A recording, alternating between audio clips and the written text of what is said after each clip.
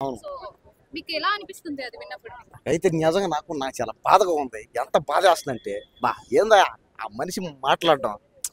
అది నిజమే అయ్యుంటే ఖచ్చితంగా అతను క్షమాపణ చెప్పాలతను. హ్మ్. ఒకవేళ అది ఏఐ అయినా, అదేదైనా ఫేక్ అయినా ఎవరి పనులు చూసుకుంటే అయిపోద్ది. ఒకవేళ అది తిట్టడం నిజమే గాని అయితే మాత్రం ఖచ్చితంగా అతను క్షమాపణ చెప్పాలతను. సో జూనియర్ ఎన్టీఆర్ గారు నందమూరి ఫ్యామిలీ నుండి వచ్చిన వ్యక్తి కాబట్టి, అవును. టీడీపీ స్థాపించిన వ్యక్తి కూడా నందమూరి ఆ!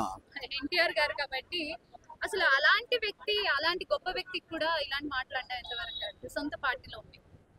అదే అనకూడదట. ఎందుకంటే ఆయన ఒక యాక్టర్. అతను ఒక హీరో. కాబట్టి ఏందంటే ఇండియన్ యాక్టర్ అతను.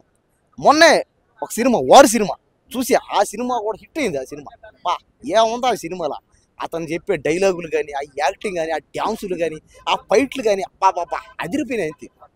కాబట్టి ఖచ్చితంగా అనుంటే మాత్రం అతను క్షమాపణ చెప్పాలి.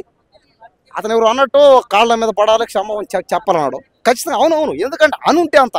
ఎందుకంటే బూతులు దారుణంగా కూడా ఇంటేనే ఎంత బాధ వేసిందంటే నాకైతే నా గుండె అసలు ఎందుకులే నాకు సో ఇప్పటి వరకు ఆయన ఎమోషన్ మీద యాక్షన్ కూడా తీసుకోలేదు. అదే వేరే పార్టీ వాళ్ళు చేస్తుంటే ఇప్పటి వరకు ఎలా ఉండేదంటారు పరిస్థితి?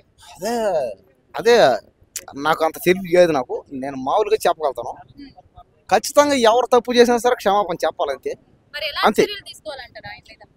అదే చేసిన తప్పుకి ఏదో ఒకటి గవర్నమెంట్ ఏ శిక్ష వేస్తుందో, ఏ కేసులు పెడతారో నాకంత బుర్ర లేదు, నాకంత జ్ఞానం లేదు. అది జరిగిన తర్వాత వచ్చి మళ్ళీ మాట్లాడతాం మీతో. నిజంగా నాకు లేదంట నాకు.